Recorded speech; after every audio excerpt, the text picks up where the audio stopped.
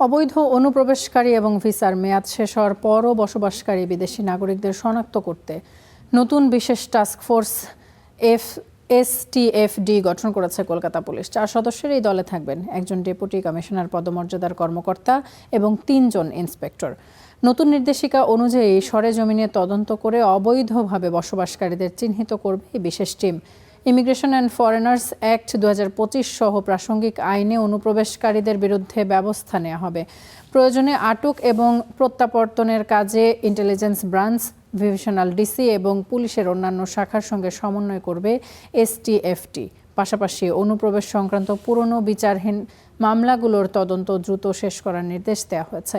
Task force নিয়মিত অগ্রগতি প্রতিবেদন যুগ্ম কমিশনারের মাধ্যমে পুলিশ কমিশনারের কাছে জমা দেবে।